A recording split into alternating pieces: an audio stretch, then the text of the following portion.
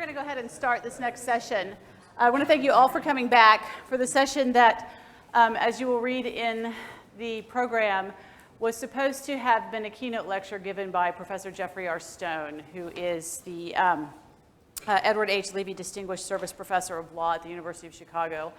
Unfortunately, just a few days ago, we received notice from Professor Stone that he had an emergency that kept him from being here. But he graciously gave us his remarks that Professor Bob Jerry is going to deliver, and they're terrific. I've seen them.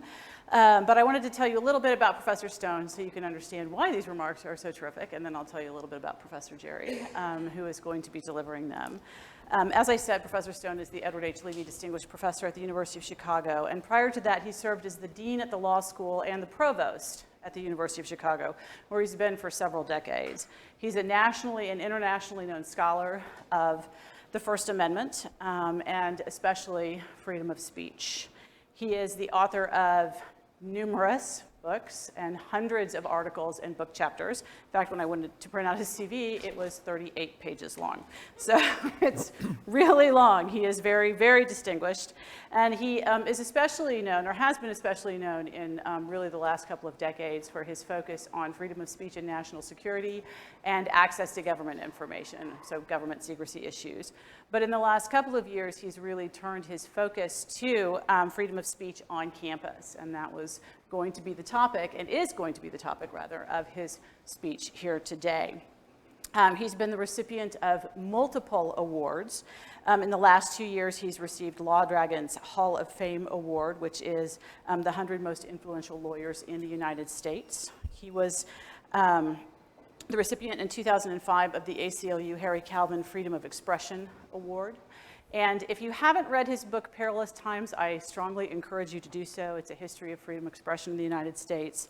And it has won the 2006 Goldsmith Book Prize from the John F. Kennedy School of Government at Harvard, the 2006 Hugh Hefner Award for Best Book of the Year, the 2005 Los Angeles Times Book Award, the 2005 Robert F. Kennedy Memorial Book Award, the 2005 American Political Science Association Book Award, and the 2005 Scribes Book Award. So it's no surprise that he was named in 2012 as a legal legend by the American Constitution Society. I also happen to know, because he is a personal friend of mine and my mentor, the reason that I got into teaching, in fact, that he plays a very mean banjo. So, and I cannot contest that because he's not here to tell you. All right, so his remarks will be read by Professor Bob Jerry, who is also a very eminent legal scholar prior to coming back to the university after having left us for a little while. He was the dean at 2 law schools, the University of Kansas and the University of Florida. He is currently the Isidore Loeb Professor of Law, but prior to leaving for Florida to be dean, he was the Floyd R. Gibson Endowed Professor of Law here. He is a nationally recognized insurance law scholar with at least 2 books to his name and also numerous chapters and law review articles. He is no stranger to the Constitution. He has co-authored books or articles on federalism and the First Amendment. And I have had the pleasure of serving with him as a co-teacher in our lawyering course, as well as on the University of Missouri's ad hoc committee on protests and public spaces. He is the chair, I'm one of the members, and this has not been an easy committee to be on. He has had to bring together several constituencies, and in the course of the last several months, try to draft a series of rules, and he's really been a terrific colleague. He is truly a good man in a storm. So with that, I give you Professor Bob Jerry, who will read these remarks.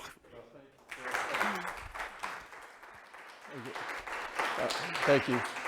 Well, thank you, Chris. Like all of you, I was greatly anticipating Professor Stone being here today. And the full name of the committee, by the way, is the Ad Hoc Joint Committee on Protest, Public Spaces, Free Speech, and the Press. And the reason I was hoping Professor Stone would be here is so that I could thank him for the tremendous influence he's had on that project.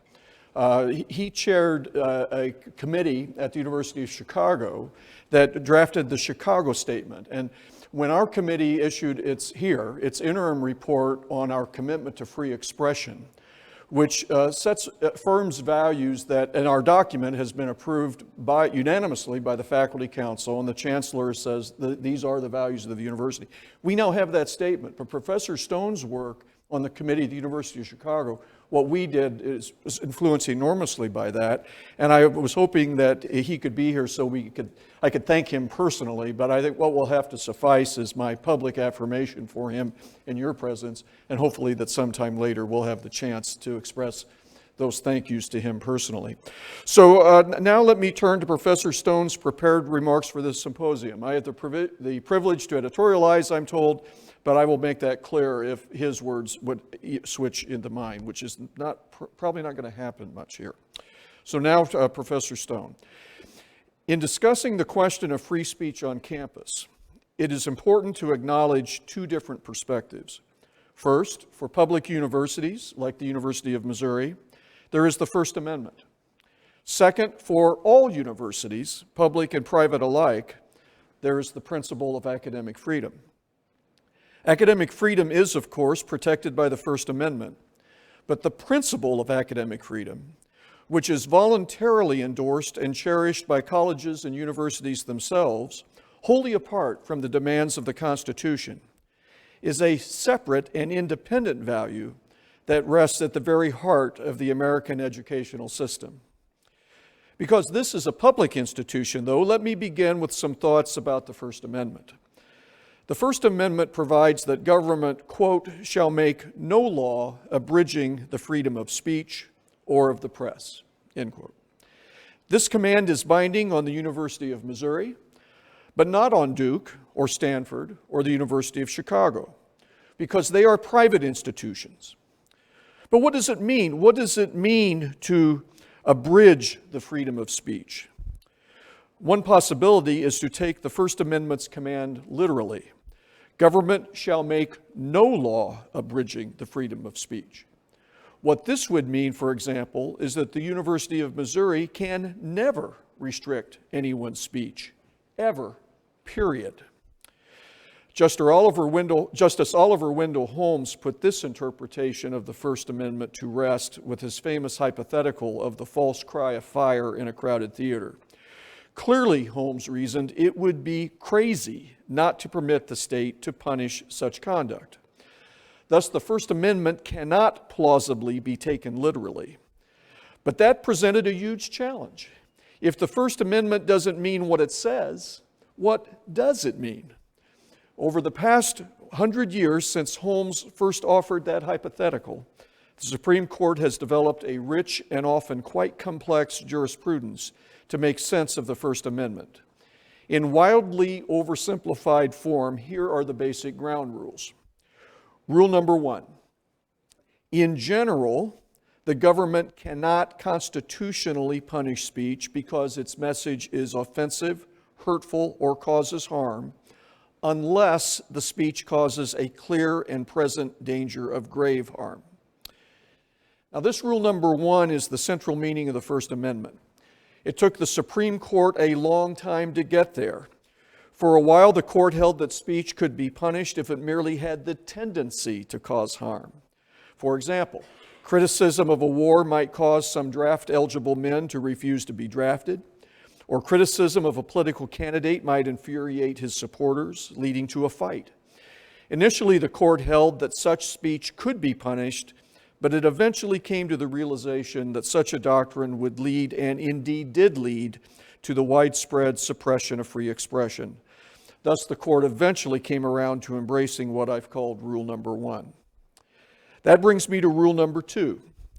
As an exception to rule number 1, the Supreme Court recognized that there are some specific categories of speech that have only low First Amendment value and that can therefore constitutionally be restricted if they cause a more modest degree of harm. Examples of low-value speech are false statements of fact, express threats, commercial advertising, and obscenity. The court holds that these types of speech have only low First Amendment value because they are not central to the marketplace of ideas. They have long been regulated without causing serious difficulty, and they are not about regulating any particular points of view. So if Tom tells a lie about Jane that seriously hurts her reputation, then Jane can sue for damages. And if Bill threatens to kill Steve if he doesn't give him $1,000, Bill can be punished for making a threat. These categories of low-value speech are narrowly defined and sharply limited. Rule number 3 deals with regulations of speech that do not turn on the message communicated by the speaker. Such regulations are called content-neutral regulations. For example, a law prohibiting anyone to use a loudspeaker in a residential neighborhood after 9 o'clock at night, a law prohibiting anyone to disrupt a speaker's talk by making noise, a law prohibiting anyone to trespass on private property. These are content-neutral laws that may have the effect of limiting the ability of individuals to speak at a particular time, place, or manner. But because these types of regulations apply neutrally to all speakers, regardless of the message they are communicating, the Supreme Court sees them as less threatening to core First Amendment values. They are therefore constitutional as long as they are reasonable, a judgment that often requires a balancing of the competing interests. Rule number 4 recognizes that the application of the first 3 rules may sometimes vary based on the circumstances and on the relationship of the speaker to the government. For example, the first 3 rules might apply differently in prisons or in the military or in courtrooms than they apply in other venues. Similarly, they might apply differently to government employees than to others.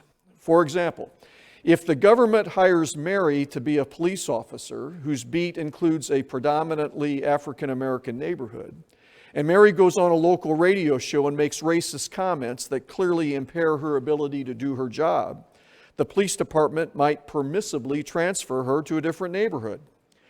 Or if the University of Missouri hires Fred to write its alumna magazine, and he writes articles that are sharply critical of the school and infuriate and alienate the alumna, he can be fired for not doing his job, which is to make alumna love the place.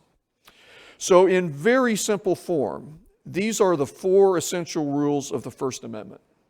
They apply in full force to public universities. For example, in Rosenberger v. University of Virginia, the Supreme Court held that the University of Virginia could not constitutionally fund all student publications except for religious publications, because that policy violated the university's obligation not to discriminate against particular points of view. Similarly, in Popish v. the University of Missouri, the Supreme Court held that the University of Missouri could not constitutionally discipline a student for distributing a campus newspaper containing a political cartoon depicting policemen raping the Statue of Liberty, and an article that repeatedly used the phrase motherfucker. Okay, with that out of the way, let's turn now to the separate and distinct principle of academic freedom. Although there is an obvious overlap between the commands of the First Amendment and the principle of academic freedom, the latter, academic freedom, is not a rule of law, and it applies even to private institutions. Like the constitutional guarantee of freedom of speech, academic freedom is not a law of nature that exists of its own force. It is always vulnerable, and as history teaches us, it should never be taken for granted. Indeed, until well into the 19th century, real freedom of thought was never practiced nor professed in American universities. To the contrary, any real freedom of inquiry or expression in American colleges was smothered by the dominance of religion and the prevailing theory of doctrinal moralism, which assumed that the worth of an idea should be judged by what the institution's leaders thought its moral value to be.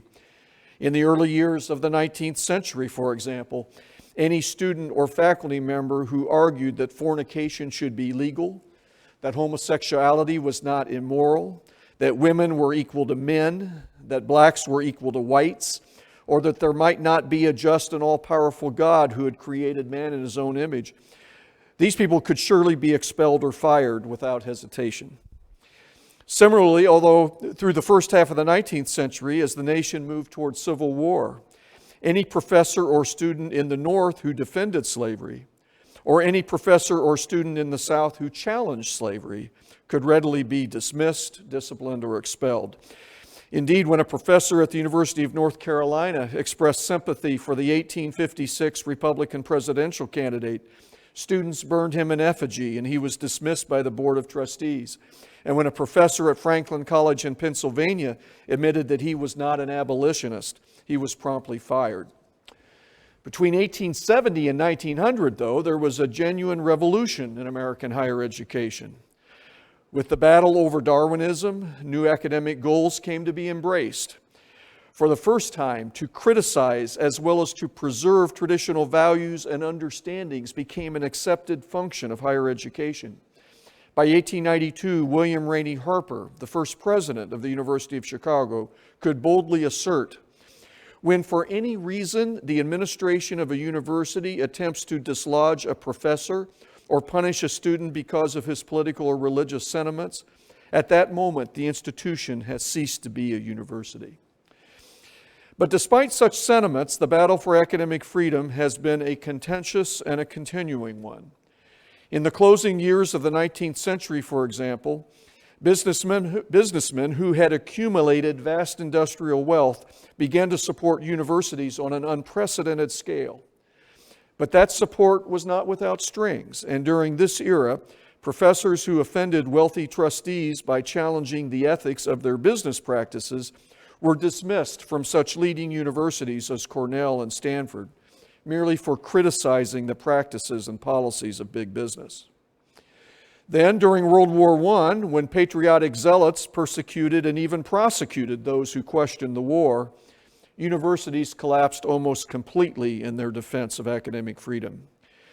Because such speech was deemed unpatriotic, hateful, and potentially dangerous to the nation, students and professors were systematically expelled or fired at such institutions as Columbia and Virginia, merely for, quote, encouraging a spirit of indifference towards the war, end quote. Similar issues arose again with a vengeance during the Cold War. In the age of McCarthy in the late 1940s and the 1950s, most universities excluded those suspected of communist sympathies from university life. After all, the advocacy of communist beliefs were thought to undermine the central premises of democracy, promote moral degeneracy, and subvert the values of young men and women. At the height of this era, Yale President Charles Seymour went so far as to boast that, quote, "There will be no witch hunts at Yale because there will be no witches. We will neither admit nor hire anyone with communist sympathies," end quote. So as history demonstrates, academic freedom is not to be taken for granted. It is a hard-bought acquisition in a centuries-long struggle for the freedom to challenge the accepted wisdom and to seek knowledge, understanding, and truth. History also teaches that every form of orthodoxy that has been imposed on the academy, whether religious, political, patriotic, scientific, moral, philosophical, or economic, has been imposed by groups who were fully convinced of the rightness of their position. And finally, history teaches that every one of these groups has later come to be viewed by most thoughtful citizens as inappropriately intolerant, frequently wrong, and invariably destructive of the true mission of the American university.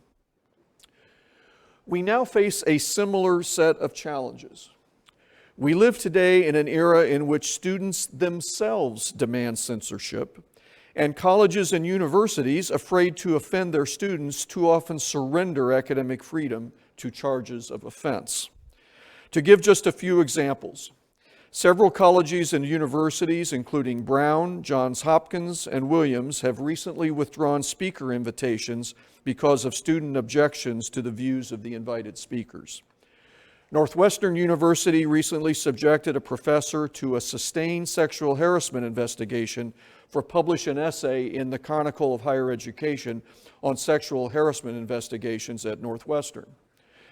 And Brandeis University ruled that a professor's classes would henceforth have to be monitored because in one class he had explained that Mexican immigrants to the United States are sometimes referred to as wetbacks, to the horror of some of his Mexican-American students. At the University of Kansas, students demanded the termination of a professor for using the word nigger in class during a discussion of campus racism. Colorado College suspended a student for making a joke that mocked feminism. William and Mary, DePaul University, the University of California at Irvine, and the University of Colorado all disciplined students for criticizing their affirmative action programs. Students at Vanderbilt University demanded that a tenured professor should be fired for writing an op-ed in which she raised questions about Islam and violence. The University of Kansas disciplined a professor for mocking the National Rifle Association. And Louisiana State University fired a professor after nearly 2 decades of service because some students complained that they had been made to feel uncomfortable by her use of profanity in class. At Wesleyan University, after the school newspaper published a student op-ed criticizing the Black Lives Matter movement, a group of students demanded that the university defund the school paper. At Amherst College, students demanded that the administration remove posters stating that all lives matter. At Emory University, students demanded that the university punish other students who had chalked Trump in 2016 on the university sidewalks because, in their words, a university is, quote, supposed to be a safe place and this made us feel unsafe, end quote. At DePaul University, students shouted down a speaker whose views they opposed, causing the event to be terminated. And at Harvard, African American students demanded that a professor be disciplined for saying in class that he would be lynched if he gave a closed book exam. The latter is an example of so-called microaggressions, words or phrases that may make students uncomfortable or may make them feel unsafe. Saying off the reservation has been deemed a microaggression to Native Americans. Saying America is a melting pot has been deemed a microaggression to new immigrants.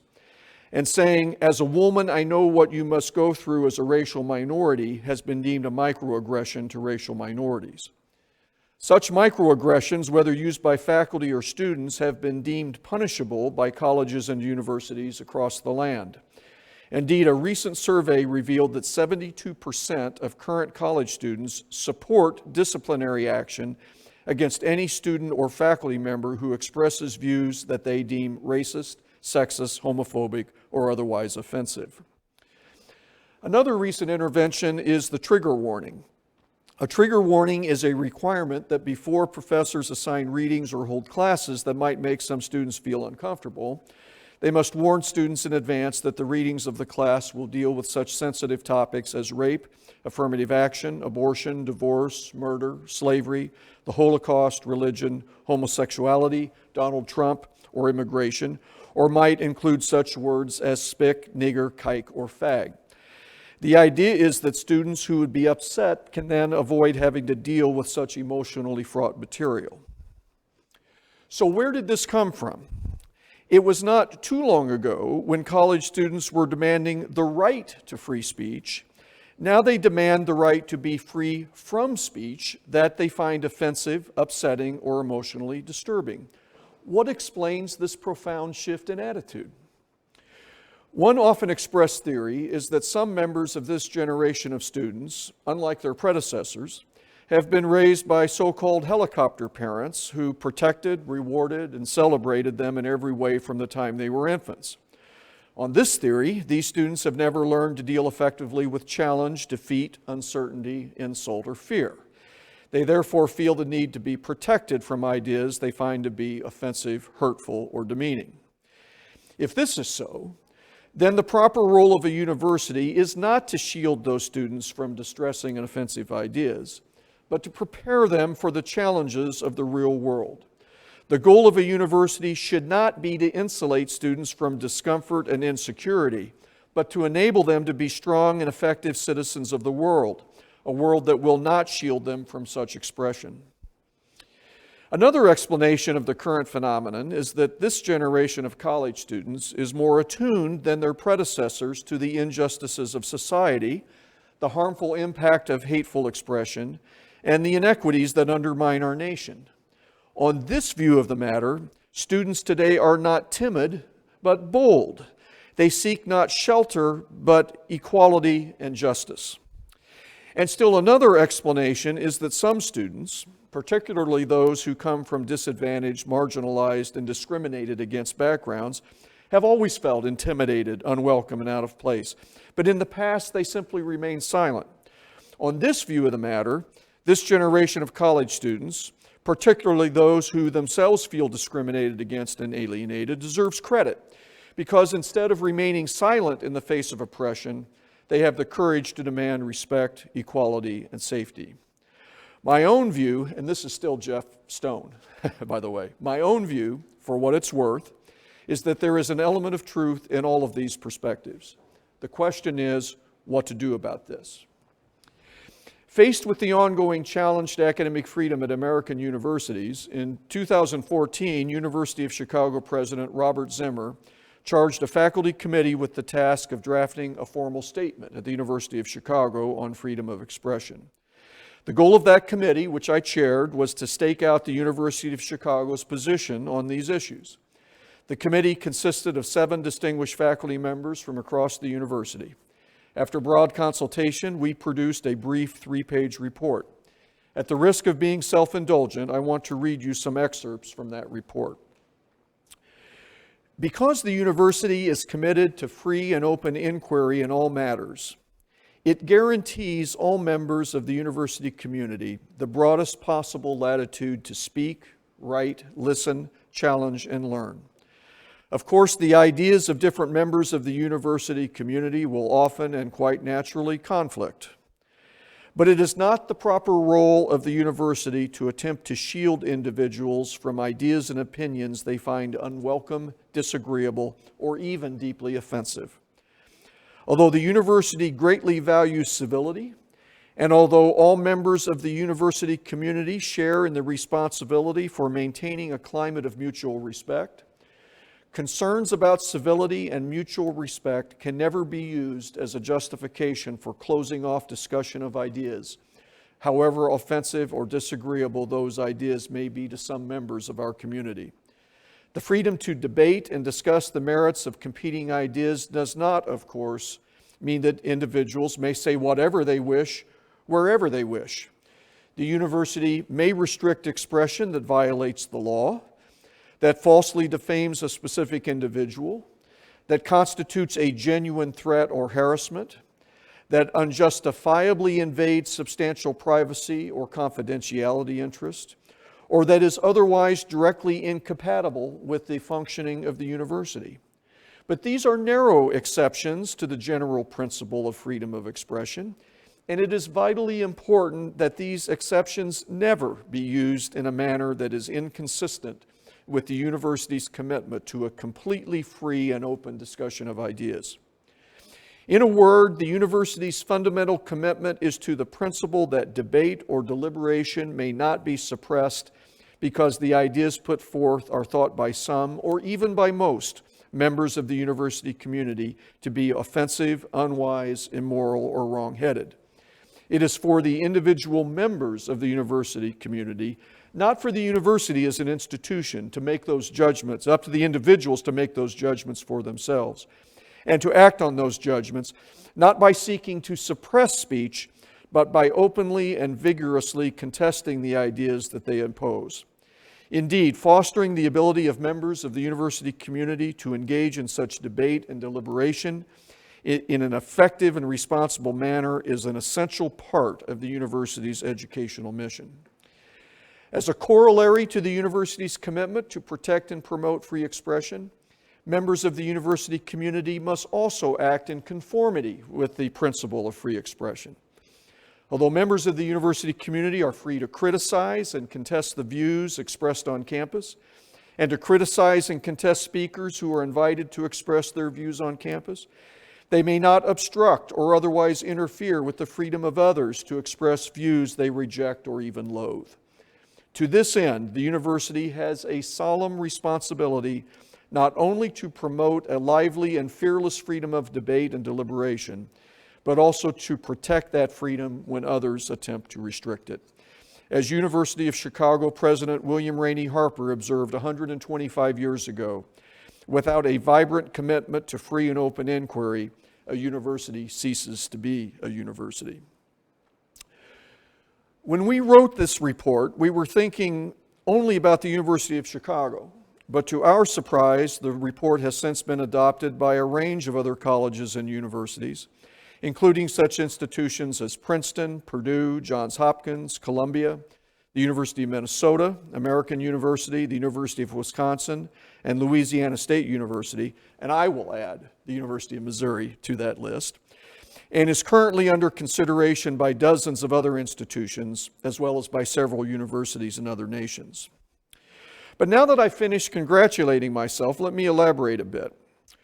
Why should a university take the position that members of the university community should be free to advance any and all ideas, however offensive, obnoxious, and wrong-headed they might be? First, one thing we have learned from bitter experience is that even the ideas we hold to be most certain might in fact turn out to be wrong. As confident as we might be in our own wisdom, and as certain as we might be that the ideas that we loathe are in fact loathsome, experience teaches that certainty is different from truth. As Justice Oliver Wendell Holmes said about the First Amendment almost a century ago, the temptation to suppress opinions that one regards as hateful and fraught with death is, quote, perfectly logical. After all, if you, quote, have no doubt of your premises, and if you want a certain result with all your heart, you naturally sweep away all opposition. But when men have realized that time has upset many fighting faiths, they may come to believe, even more than they believe the very foundations of their own conduct, that the ultimate good desired is better reached by free trade in ideas, that the best test of truth is the power of the thought to get itself accepted in the competition of the market, and that truth is the only ground upon which their wishes safely can be carried out, end quote. If those who believed with absolute certainty that the earth was the center of the universe were wrong, if those who believed with absolute certainty in creationism were wrong, if those who believed that slavery was natural, right, and proper were wrong, if those who believed that the criticism of a war was seditious were wrong, then why should we have the arrogance to think with certainty that we are right? The only wise approach, as Holmes said, is to acknowledge the risk that our certainties might be wrong as well, and that they must therefore always be open to challenge and question. This is true not only for a democracy, but also, and perhaps especially, for a university. Second, history teaches that suppression of speech breeds suppression of speech. If today I am permitted to silence those whose views I find hateful, I have then opened the door to allow others down the road to silence me. The neutral principle of no suppression of ideas protects us all. Those who today would silence those who offend them invite retaliation in the future. The principle of censorship inevitably invites censorship. And this is especially dangerous in the current situation, for those who argue most vehemently for censorship today are members of minority groups of various stripes whose own vulnerability to being silenced in the future is much greater than they might imagine. This is a door we do not want to open. Third, a central precept of free expression is the concern with chilling effect. That is, the tendency of individuals to forego their own expression because of the risk that if they speak openly, they will be disadvantaged. This is a special concern in the realm of free expression because it is almost always the case that Joe knows that if he marches in a parade or signs a petition or likes a post online, nothing of consequence is likely to follow. That is, his own voice won't make much of a difference in the world generally. But if Joe knows that expressing his views might subject him now or in the future to a disadvantage, ranging from losing friends to not getting a job to not being able to run for public office, then he will exercise caution and remain silent. This is what we mean by chilling effect. The problem from the standpoint of free speech is that it probably doesn't matter much if Joe remains silent, given that his voice won't likely change anything. But if lots of Joes remain silent for the same reason, then the marketplace of ideas is distorted and the debate is skewed. If everyone critical of a war is chilled into silence because of the fear of consequences down the road, then criticism of the war disappears from the public discourse. That problem is especially acute today because of the effects of social media. It used to be the case that students or faculty members were generally willing to take controversial positions because the risks were relatively modest. In a world of social media, where every comment you make can be circulated to the world and can be called up by a prospective employer or graduate schools or neighbors with the click of a button, the potential cost of speaking courageously, of taking controversial positions, is greater than ever before in history. Indeed, according to a recent survey, 65% of all college students now say that it is unsafe for them to express unpopular views. And this clearly has had an effect on faculty as well. In this setting, it is especially important for universities to stand up for free expression. So how should this work in practice? Should students be allowed whatever views they want, however offensive they might be to others, whether about abortion, affirmative action, homosexuality, immigration, Israel, Black Lives Matter, or the like?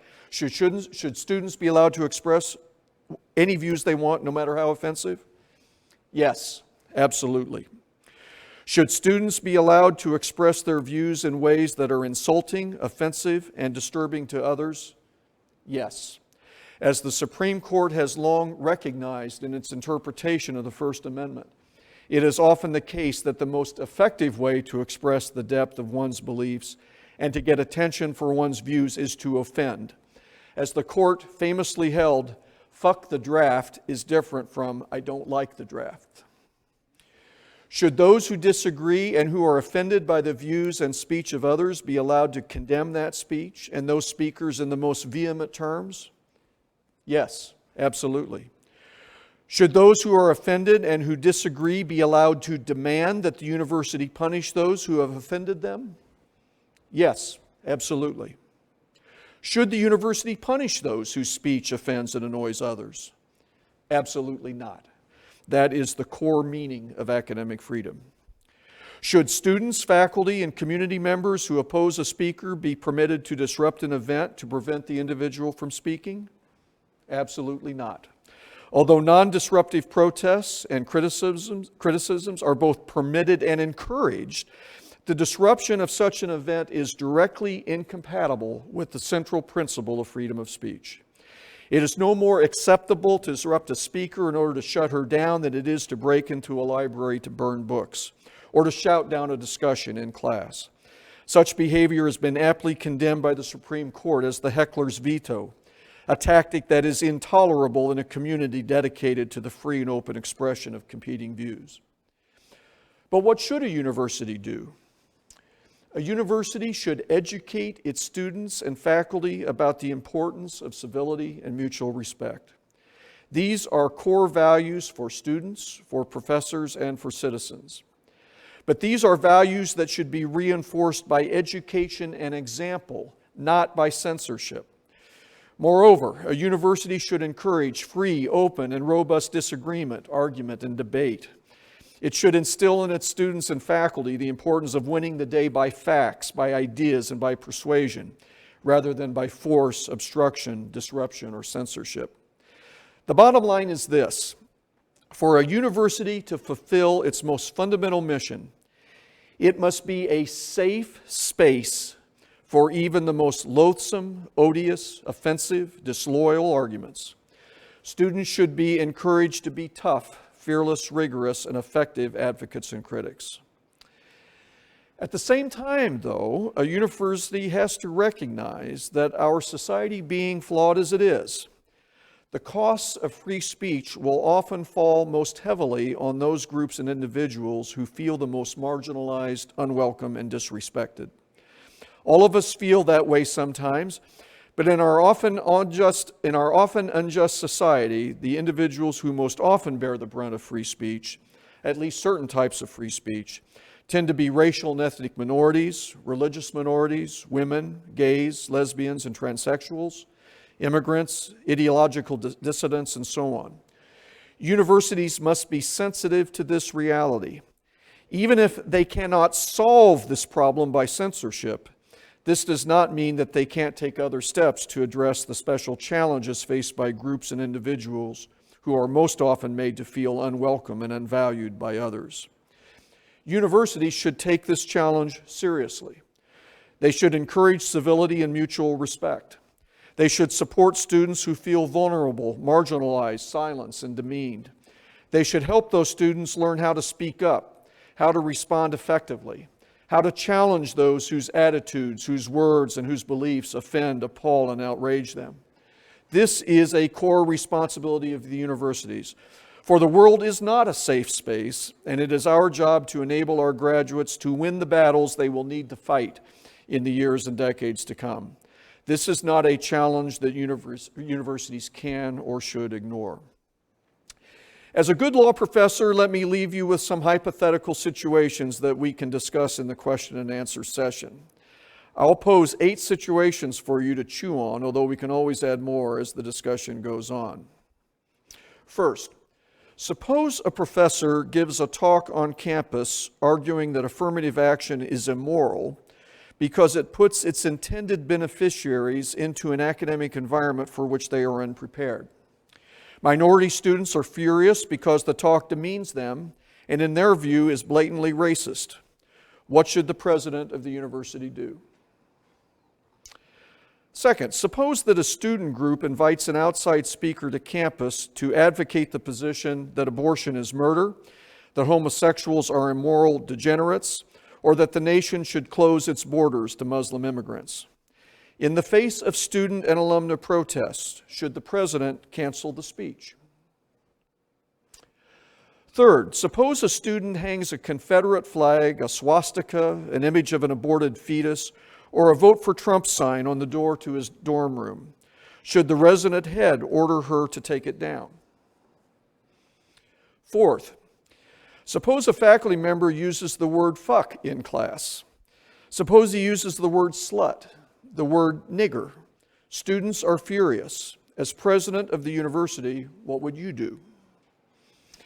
Fifth, suppose a student organization opposing affirmative action puts up a poster on a public bulletin board that includes an image of KKK members in white hoods. Should the dean of students take it down? Suppose a different student organization puts up the same poster in a way of suggesting that the opponents of affirmative action are no better than Klan members. Should the dean of students take it down? Sixth, suppose the chair of the English department goes on Fox News and says on national television, "Abortion is murder. We should fire any woman faculty member and expel any woman student who has had an abortion." What should the president of the university do? Suppose the president of the university is inundated with complaints from alumnus saying, in effect, "I'll never give another nickel to your damn school as long as she remains chair of the English department." And letters from admitted students saying they will not attend a school that permits such a person to hold a position of leadership. What should the president do? Seventh, suppose a student group invites a speaker who will defend the police for using violence against suspects in high crime neighborhoods, and members of the university's Black Lives Matter student organization disrupt the event by standing up during the program and chanting Black Lives Matter to the point that the host student organization has to end the event. Should the university suspend the students who disrupted the event, or were they exercising their right to free speech? Finally, consider the situation at the University of Oklahoma 2 years ago in which a group of fraternity brothers sang a song on a private bus on the way to a party. They were expelled for singing, and I quote, "There will never be a nigger at SAE. There will never be a nigger at SAE. You can hang him from a tree, but he'll never sign with me. There will never be a nigger at SAE." Should they have been expelled? Okay, that's enough for now. So what do you think? Let's talk about it. And that's the end of his remarks. And since I'm the reader, I can say, wow, those were great remarks. So why don't you please join with me in congratulating and thanking him for letting us have these remarks here today. I'm now going to turn the lectern over to Professor Wells. She didn't say anything about herself, and I think you need to know what a distinguished scholar we have here at this table. She mentioned, she received her law degree at the University of Chicago, as she mentioned, and Professor Stone was one of her professors. After practicing law in Los Angeles, she joined the Faculty of the Law here in 1993. And in the ensuing years, she has become one of the nation's leading First Amendment scholars, something that I might add has brought great pride to Jeff Stone. Her books and articles are just too numerous to mention here. You can look at the list on the website. She's contributed greatly as a member of the ad hoc committee on which we both serve. So you'll hear her and see her words in the media as she is widely sought after for expert commentary on First Amendment issues. So I look forward to her comments on what we have just heard from Professor Stone. Chris.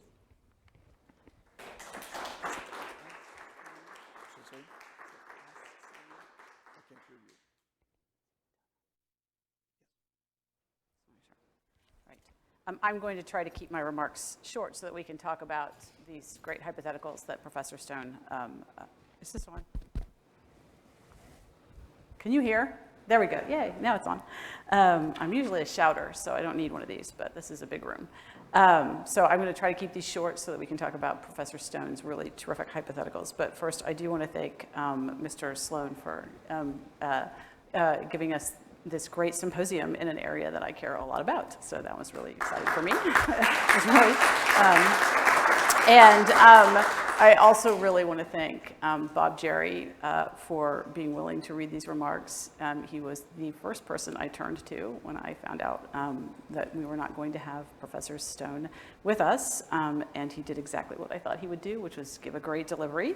And then I also want to thank Professor Stone, who isn't here, for really providing those remarks for us and generously allowing us to have them read, and for encouraging me to express a few of my own thoughts since I was a second-year law student in 1986, I think, a long time ago. He's been nothing but very supportive of me, so I have been really a huge beneficiary of his generosity. So I've just tried to organize my remarks in a few major points, and as I said, I'll try to be brief. Preliminarily, I want to say that there's really much that I agree with in Professor Stone's remarks. They are, as usual, brilliant and very much on the mark. That universities should be a place of open and robust debate, I think, is unquestionably true. That universities should also teach students civility and respect is unquestionably true. I think on some occasions, universities can go beyond simply teaching that. My sense, however, is that we have trouble sometimes getting our heads around the idea that universities can be both places of open and robust debate and of teaching students civility and respect, consistent with the First Amendment's protection of freedom of speech. So what I'd like to do is elaborate a little bit on the First Amendment, the nuances of the First Amendment, universities, how they operate, and Professor Stone's themes to illuminate and discuss how universities can be sources of both robust debate and civility and respect. First, really, just to state it bluntly, universities are complex places. That complexity often affects how the First Amendment may be applied, and that, I think, is a really important point to understand. Universities consist of various places, the open spaces outside, so the columns, the green spaces here on Carnahan Quadrangle. They consist of buildings with offices or common spaces such as auditoriums, or cafeterias. They may have classroom buildings that are nothing but teaching spaces. They also have dorms or other sort of living spaces. So there's a lot of different types of buildings in universities and other sort of outdoor spaces. Then you also have various daily activities that go on in a university. You have classes, you have intramural sports, you have university-sponsored activities, for example, the concert series, or maybe university athletics, or this kind of symposium, for example. You may also have student-sponsored events, so student groups may bring in their own speakers. So you have a plethora of different activities going on in a plethora of different spaces. And as Professor Stone's rule number 4 illuminates, the circumstances in which speech occurs and the speaker's relationship to the university may sometimes affect whether that speech is protected or whether the means by which the speech is being disseminated is protected. So for example, offensive speech, racist or sexist speech that is spoken to a crowd out on Speaker's Circle, which is right out here, right? Or which is put in a leaflet on a university-sponsored billboard or bulletin board that is open to all. That is speech that is very likely protected, right? Because it is in a public space, and it is speech that the Supreme Court would certainly say is speech that we must endure because we have chosen to be in that public space and we can simply walk away from it, or we can avert our eyes and ears. Right. This is a place in which there really is no room for safe spaces. Right? That is a public space where everybody goes, and the rough and tumble of debate is really where we celebrate it the most. But that same speech, that same racist or sexist speech that is directed at a student in or during a class, or that is drawn on a student's whiteboard, perhaps repeatedly on their dorm room door. So if someone were to draw a swastika on a Jewish student's dorm room whiteboard, that might not be protected, right? The reasoning there being that students should not have to make the choice to leave their particular choice of living area or to leave a classroom and to forego the educational benefits that the university has to offer in the face of that kind of racism or sexism. The Supreme Court has acknowledged that words can amount to discrimination. Speech isn't always protected. Right? Especially when they create a hostile environment, and there's a very particular standard for that.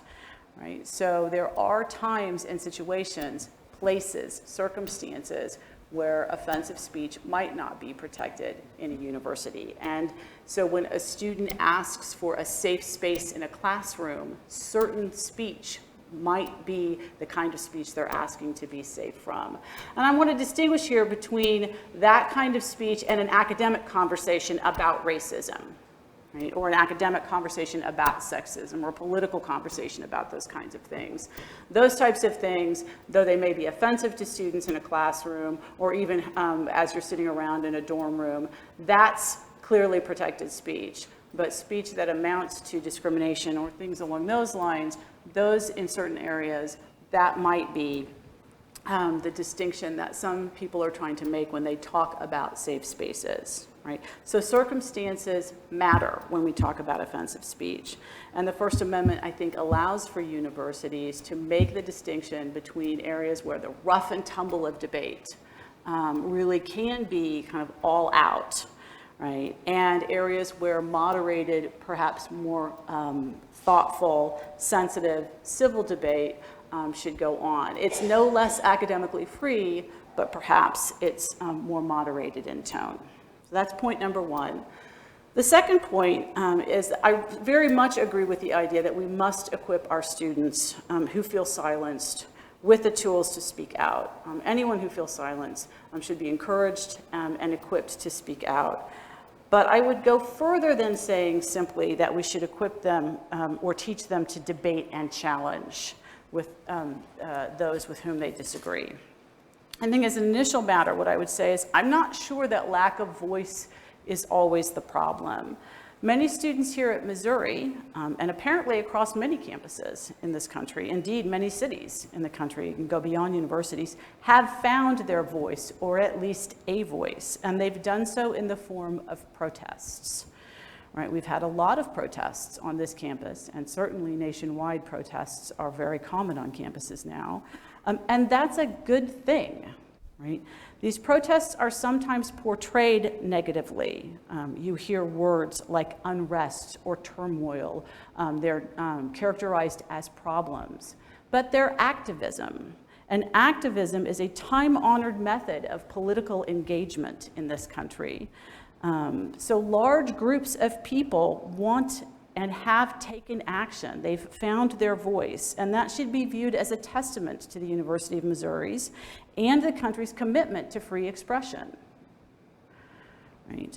If that's the case, then I would argue that we haven't failed primarily in equipping students to contest or challenge those with whom they disagree.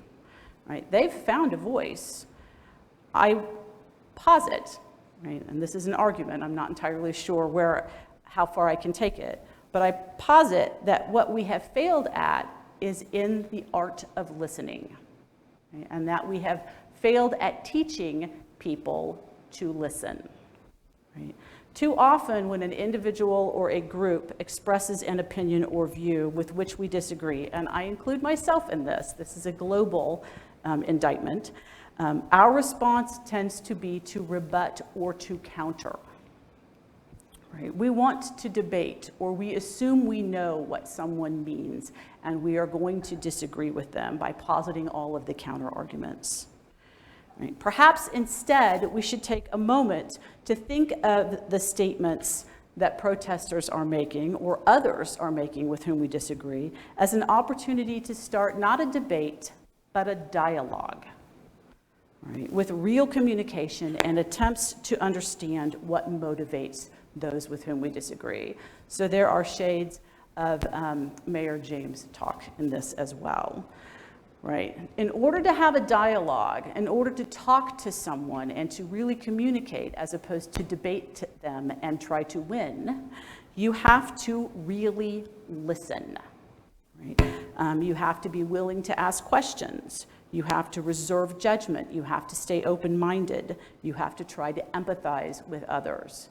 This is really hard, but it can be done. Professor Jerry and I do this in our lawyering class, and we both know that it's hard. I had a student accuse me this morning when I was trying to ask him how he felt about an assignment he had due today, and I was putting words into his mouth, and he accused me of, "You're not actively listening, Professor Wells." And he was probably right, actually. I got kind of nailed on that one. It's hard. It takes a lot of effort, but we would probably be better off to do a little bit less talking and more listening in our efforts to understand each other. The First Amendment doesn't require this, not from a legal perspective. Certainly doesn't impose a legal obligation on any of us to listen, but the philosophical underpinnings of the First Amendment, the search for truth, the search for democratic self-governance, and the desire to protect dissent, all presume communication among people, right? Those underpinnings don't really presume a world in which there is unregulated talkativeness. And those are the words of Alexander Michael John, who's a very famous First Amendment theorist, right? If what we're trying to do is communicate with each other, then I argue that if we don't have a legal obligation, we do have a moral one to try to listen and engage each other, right, in difficult conversations if we want to be true to the spirit of the First Amendment. And this hard work still remains to be done, especially in the areas in which so many of our students are asking for things like safe spaces and trigger warnings. So I think Jeff's remarks are terrific, but they are a beginning. We have to go from there. And with that, I think that's why he opened up these hypotheticals to us to discuss as a group and didn't answer them himself. So with that, I think we can open up the questions. I told you I'd be brief. I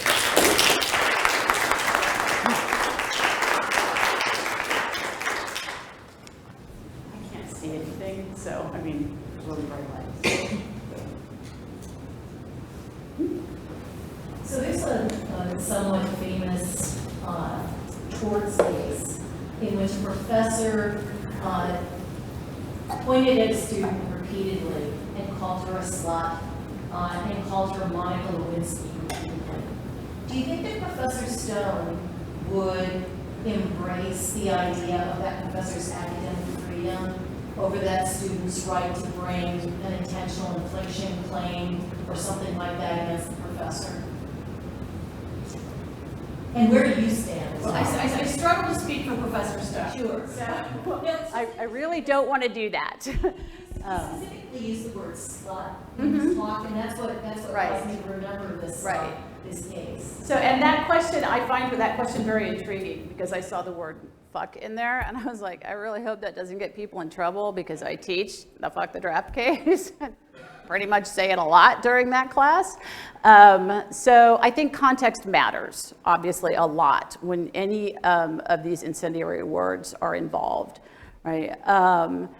if you're just using profanity to use it in a class, what is the point? And if students are becoming extremely uncomfortable, that's really problematic. To point at a student and call that student a slut for no apparent reason, I think, no, there's no academic freedom. I personally think there's no academic freedom, and I think there are cases that say what I have just told you, that academic freedom does not protect that, and shouldn't. It's not, the idea with academic freedom is that it's to protect against the pall of orthodoxy that the government puts over the university. And if you can't have a reasonable pedagogical justification for what you're doing, then I think there's a credible argument that the professor is in the wrong there. Now, it gets harder if what you're doing is there's an experiment going on, but if you haven't warned the student ahead of time, then it's still extremely problematic. Any sense about Professor Stone, how he would respond to that? Because I mean, there were academic freedom responses to the student's lawsuit. So I'm curious again that he used this word, and I'm not sure that he knows about these cases. You know, my sense is that he wanted to provide people with fodder for discussion. So I think that he left those questions open enough so that you would have to discuss the various nuances. So I simply will not say one way or the other what he's going to say on those. But I'll speculate a little bit because he was an administrator for many years, and that's almost half of my academic life has been in those roles. And we can look at things like the AUP standards that say here are ways, these are professional standards for how we conduct the classroom. And at a certain point, the administrator, the people running the university have the ability to say, what's going on in that classroom is pedagogically unsound, it is not doing the job, and a person can be removed for that.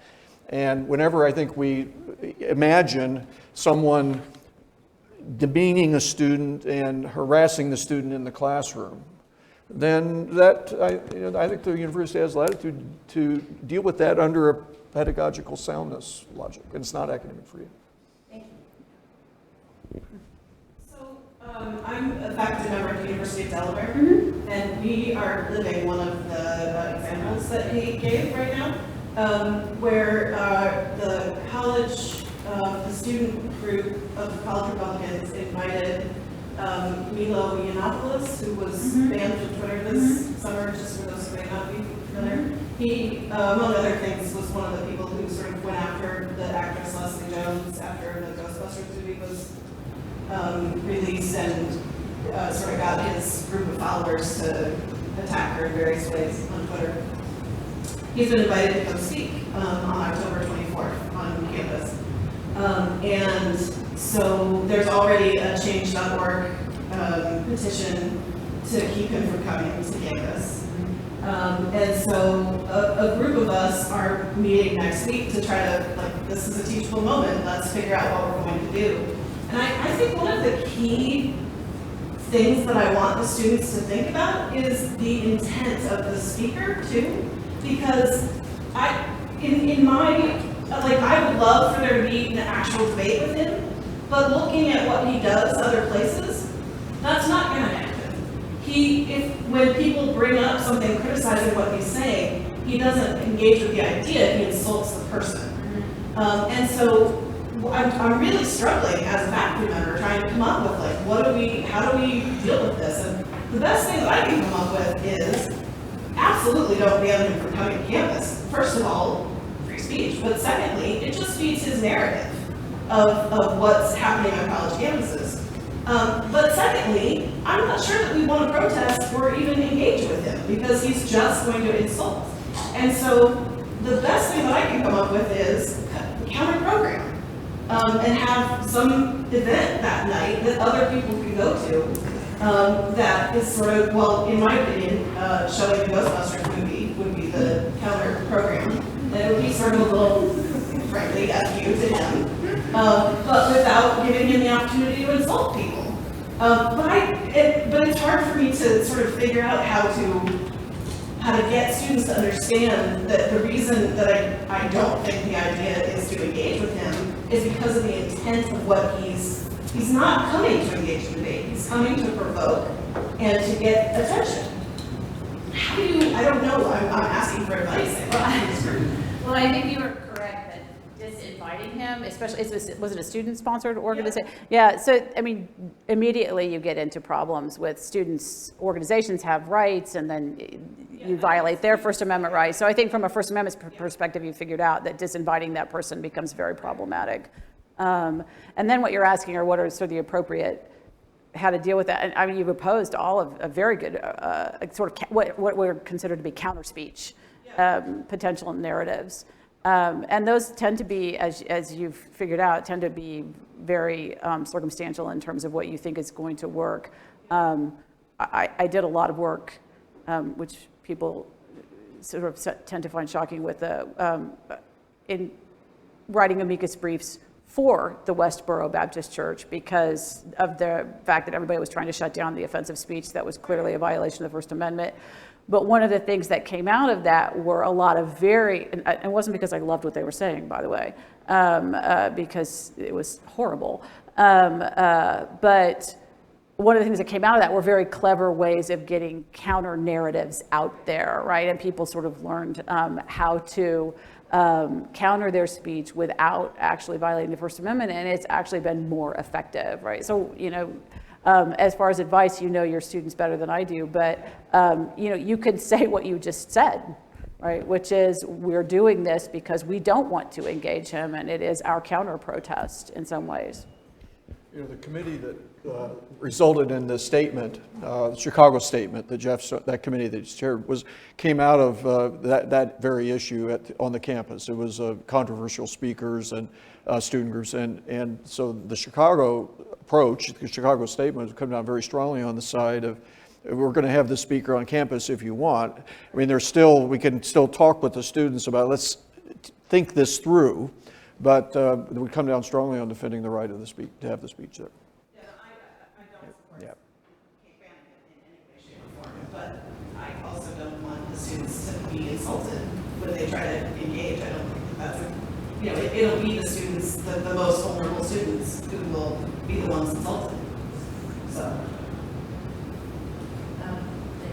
Yeah, I had a point of question. One of the purposes, or sort of one of the issues raised was about we need to sort of embolden or give our students tools to handle the rough and tumble world. And I think it's somewhat presumptuous because it presumes that black students, students of color, women, LGBTQ students, before they got to college, never endured those things, right? Never actually have already built up the tools to address that kind of behavior or language or what have you. And that one thing at campus now we're going to teach them this, right? And it's actually kind of patronizing to say that until I got to college campus, I never had to deal with racist behavior or language, and I already have a mechanism to address that. And I find that kind of problematic in certain subsects. And I know it's only one argument to sort of address this. The other argument is, or the other sort of question that becomes, we've talked about safe spaces for these marginalized groups, and we have often lost the historical context that the campuses have been safe spaces for the mainstream and the majority to act in a manner that is hostile towards those out groups. And now once these marginalized groups, people of color and women, are finally gaining traction and space and place and presence, then there is the pushback to say, don't monitor what we're saying because it's our free speech. Now that we have allowed you a presence on our campus, when in effect they are establishing, simply saying, I'm here and I want to, in effect, get the university support what I'm doing, right? I think we lose the contemporary notion of this safe space in the historical piece that once said, we let you on this campus and we will invite the most racist people and have them speak and we won't do anything about that because we really didn't want you here anyway. And now we're at a point where when those students speak up against those individuals, it becomes they're whining, they're complaining, they want to shut down. Now I agree, I would never say get rid of them, but I think it's a little more nuanced than we're giving effect for, and I think we're losing a historical picture of, in effect, how we got to where we are by only looking at the moment.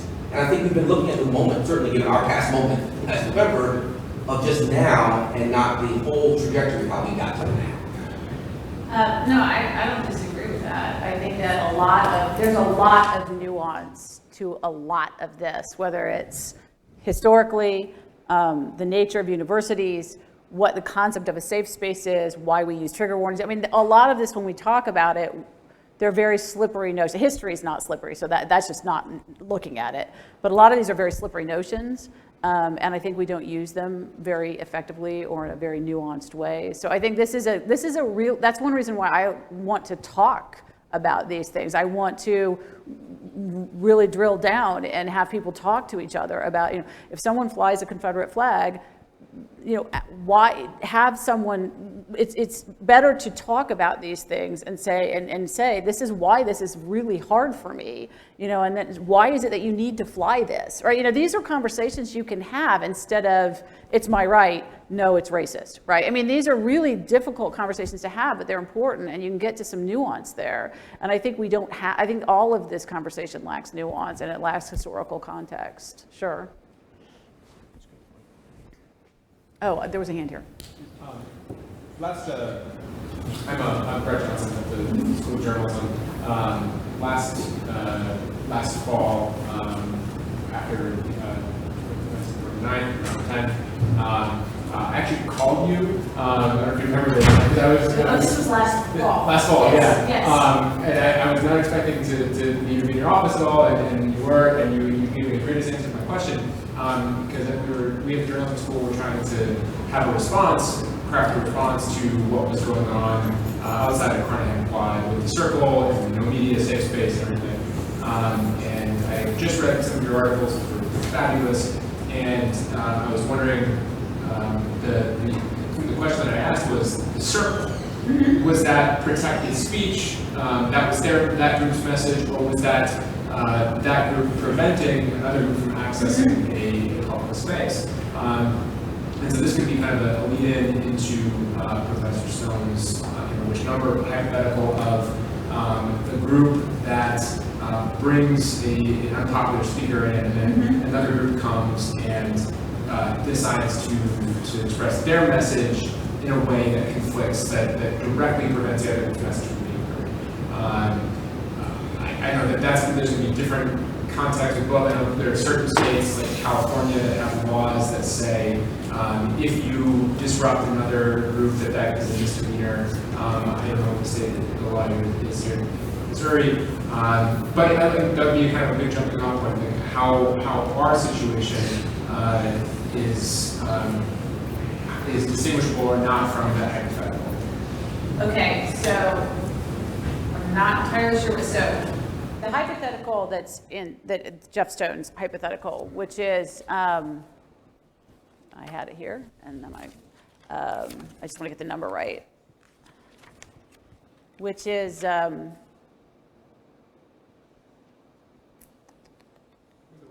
not the 7th one, where they invite a speaker in, and then another group comes in, so you're presumably in a space where the disruption is such that there's noise, let's say. So you're in a room like this, and another group comes in and disrupts it so that the speaker cannot continue in any way. That's a pretty straightforward second group disrupting is in the wrong, right? Just simply because this space here has been reserved. And that's the way I'm going to pose this hypothetical, at least, because I'm not entirely sure of the parameters. This space has been reserved, and it's for a clear event that the purpose of which is to have a public speaker, right? And so when you bring in another group of protesters, they haven't reserved the space, they're intruding, and a silent protest probably would have been okay, but the disruptive nature of the protest makes it so that essentially it's a public disturbance, right? And so they're probably violating one of the numerous sort of generic criminal laws that exist in most states and cities, right? And that's the heckler's veto that I think Jeff Stone referred to in his speech. So what happened out on Carnahan Quad is a little bit more complicated. So for people who are trying to recall, especially for people who aren't from the state of Missouri, we had a situation where, as a result of some of the protests that happened, our president of our university stepped down that day, and people began to gather very quickly on the quad, and it became very crowded. And the group of protesters who'd been camping out that night wanted, at least as I understand the story, wanted some privacy. Or they had tents out there. They wanted some privacy. So they asked the journalists to sort of stay away. And in order to make sure that they had that barrier, and other people, they asked everybody to stay away, actually. They kind of tried to form a barrier to keep people out, a kind of a human barrier, which was pretty big, actually, but certainly not the full size of the quad, right? Our quad out there is really large. The barrier was pretty good sized, as large as a front yard, probably, I guess I would say. I didn't see it, I only saw it later on video. And so, you have some tents, and you have a human wall that's been built as a barrier. And then the question goes, do they have, for example, a right to exclude the press? Some of the press wanted in. They were told no. Clearly, the press and the public have a right to be out on that quad, right? So that is unquestionably true. That is a public space, a public forum. The press and the public have a right to be there. And so the question is, was that exclusion from the area of the size of the front yard with the human wall, was that something that was a First Amendment violation? Well, I think the answer, first of all, is not technically, because it's private people who are keeping you out of that area, and not the government, as I think Jeff points out early in his speech. But is there some reason to think that they're disrupting your access to that public space in the same way as maybe the hecklers veto protesters, I suppose, is what you're asking. This is a really complicated situation, and it's one that I've never actually faced before. I think there are two ways of looking at it. One could be that, yes, their exclusion, well, there's three ways of looking at it. One could be, yes, excluding people from that area was absolutely the wrong thing to do, and is somehow a violation of a criminal law, though I can't think of one right off the top of my head. The other could be that because the university allowed the campers to stay there for so long, they had been granted what you would think of as a de facto exclusive right of access to that area. And that happens when you have a bunch of people who want to use a public space. Eventually, cities and even the university has what's effectively a permit system. They have a reservation system that you use. They didn't use that reservation system, I think, in this context, but they had a kind of de facto allowed it. So you could argue that it's a defective permit system, and they had basically allowed the campers to have access to that. And when you have exclusive access rights to a part of a public forum, you're granted those rights. And so they could say, well, we had access to this part of the forum, and we were just trying to protect our access rights since we had them already. So you could say that in that case they've done nothing technically wrong, and they could say we were just trying to keep the public out. So they could say that. Or they could say, and this is something I think we're sort of struggling with a little bit on the committee, is some states have started to recognize that you have some privacy rights in public, but they're very limited. Most of the time you have privacy rights in your home or maybe in your car, places that you have control over. But there is the sense that if you're in public, nobody has the right to stick a camera up your skirt or something like that. So you do have privacy right around your immediate person. And since the campers were camping, they may have had a privacy right within their tents. And it's possible that you could argue, well, maybe they were trying to extend the area just to create a bigger zone of privacy. I think that's probably a stretch in this context, but those are the arguments that could be made. And this is just really totally uncharted territory in my mind. I think there's no question that the actual full quad, that's a public space people had access to. And had the right to have access to. The question is the exclusion from that small slice. who had the right to that slice. What you have is competing claims of access by two private groups of people, and it's not clear who had control or who had the rights there in that situation. It's just that's just kind of a murky mess for me, honestly. Your answer is very insightful. I struggle with this as well as talking to my students, and I was wondering, because there isn't like a Section 1983 type of legal make, there's government, unless you could say that maybe some of the university employees who are acting on behalf of the university, that they could be subject to a lawsuit for kind of be their part in that wall. But if there, this is between two private parties, and there's no criminal law there, there's no report that the journalist could cite against the human wall, could you just to answer the question, or to solve the problem, say, well, that was speech. It wasn't conduct, but it was expressive speech. They were making the wall was expressive speech that trumped, because they were there first, I guess, that trumped the access. Well, I mean, you could certainly say they were engaging in symbolic conduct. But if that symbolic conduct were to have run up against another conduct rule, then it's not clear which one would trump there. Do you see what I'm saying? So this one is just a difficult one to resolve, I think. I've never seen anything quite like this, where you don't really have any actual rule in place and you're kind of trying to figure out how, I think Ken Paulson said this too. He's a real well-known First Amendment scholar, just said this is kind of two groups of people trying to get to the same place. And then it's sort of like, well,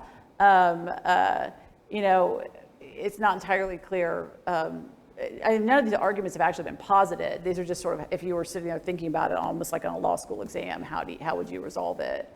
And all of those are plausible arguments, but I'm not really sure, again, if this came up against like an argument that, X happened and it violates a rule of conduct, whether just because it's symbolic doesn't necessarily mean that, if you still violated a rule, you violated a rule. So this insurance lawyer gets on thin ice when I venture out to the First Amendment. But I think one thing that's neat about your question is, and Chris, correct me if I get any piece of this wrong, but in 2016, we don't know, First Amendment's not static, the jurisprudence. In 2016, we don't really know what the extent of that privacy interest is going to be in a traditional public forum, which all of our outdoor areas on this campus are because of the Missouri statute, which is fairly unique. So we don't really know that, but our guess would be this Supreme Court, looking at other cases, would probably define that very narrowly. And one theme that comes, I think, out of Jeff's 4 rules is that the zone of the amount of regulation the government can do for speech in public property is really a lot bigger than most people realize. There's quite a bit. So, we could talk about at the university what the administration could constitutionally permissibly do in terms of regulating speech, but that's a different question from what should be done. And an example would be, I think the state could, or the state meaning the university, could prohibit any kind of protest or sitting or anything other than walking inside a public space, inside a building. Inside a building. But should the administration take that position? And I think we would say no. That wouldn't make sense in the context of the mission of the university. So that difference between what the Constitution will allow the state to do in terms of regulation versus what it really should do. Did I get that right? yeah. Good. Three quick comments. I wasn't going to comment on your last thing, but I was there. First of all, I don't want to go backwards. In the late 60s at this university, Dr. Wayne Anderson, emeritus professor of counseling psychology with a national reputation, a local minister, had to find an off-campus, not-for-profit counseling center because the counseling psychologists were told, among other things, the main 2 were, if you counsel any students about their status with the draft, anybody from what we now call the LGBT community about any questions they had, any issues they were dealing with, you would be immediately terminated whether you were tenured or not. So we definitely don't want to go back to those days when those great professors needed to do that. I I do get concerned, and it's not directly on point, that as someone who wore the hat of a civil rights attorney in Trainer University for many years, that when we go from hostile work environment to microaggressions, I have a concern. Not that microaggressions aren't real. I have heard people refer to people in the LGBTQ community as having asexual preference, which some would consider a microaggression. I have heard other microaggressions. However, that's where I think the university does have a responsibility. There's a lot of junk out there that goes for diversity training. And we'll be getting, I'm really looking forward to the social science. There's also some excellent pedagogic models for helping people, whether they've dealt with oppression their whole life or not, having different, and other groups who've had privilege, really communicate with each other. And for me, beyond the controversial speaker, that becomes a responsibility of the university to know those techniques and to help their students learn to communicate with each other. And we do have ways to do that. Finally, I just want to give you my opinion since I was there. Not at that one time, but I was out at that circle. I can't tell you all the finalities of where the courts would rule. I can tell you that those students were very polite, that this was a very, compared to the protests that I was involved in, they taking over buildings and such in the 70s and such, they were very responsible. They wanted to have a safe space. One of my biggest disappointments with the journalistic community is when Spike Lee came here and did his documentary, he did a 50-minute full version. And if I remember correctly, that doesn't deal with the legal issue, there was a photojournalist, quote unquote, before she made the statement about get somebody for those young men, who when she just stood there and tried to stop them, physically slammed her arm down, or at least made a move to her. I think it was physical touching. I never saw that in any of the films that were repeated over and over. So that would say to me, human beings, adrenaline might get a little up if somebody's kind of physically assaulted them. And that really bothered me. That was in Spike Lee's, movie, but not something I saw in the journalistic community. And for me, what it really comes down to beyond the legal arguments is, and I think the point was made in a slightly different way, in my view, is context. And I think that, Carl Kenny, when he was here, did an article not justifying and keeping out the behavior. Now, he didn't deal with that issue coming from a journalistic perspective, but he really said, let's look at these students and what they've experienced as, minority individuals in our society with the press. And the press is not always what is taught in the ethics classes. I will never forget a civil rights case that I was involved in. To make it long and short, the Columbia Police Department ignored an ex parte order. Guy came in with a shotgun into a trailer court with people that would be considered white trash. They ignored the fact he had a gun. The next day he came back with that gun, murdered this woman, he was an ex-husband's mother-in-law, in front of her children, dragged her out in the woods and raped her. Now, I was not in charge of the litigation. I was in charge of making sure that we didn't, blame the victim, which is often, quite honestly, a defense tactic in civil rights cases. And these were people who were not used to dealing with the court. And I will never forget when that young woman left that courthouse after she gave her testimony, that most of the local TV stations were right in our face with the cameras, and when I asked them to politely back off, they threatened us, where I had this hysterical woman. So that was an example that I think in some ways has been analogous to some things that minority individuals have experienced by the press in this country. So they wanted to have a little encampment and a little safe space, and they were always willing to talk to the press. They just asked, let us know, we'll have somebody come out and talk to you. I'm not sure that was inappropriate. End of comment. Okay. But the question I had was about university's responsibility for using those pedagogic technologies to really help have difficult conversations. And where is the university going to go with that? I'm very optimistic. I got to meet Kevin McDonald, and I think he's got some great ideas too in his role as the chief diversity officer for the system and the campus. But that, I think, is where, in a practical sense, you're going to solve some real problems. I think that any tools that we can use to help students, to have any of these difficult dialogues are really important, absolutely.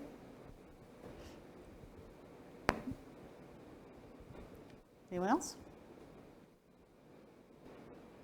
Okay, well, thank you. Yeah, thank you.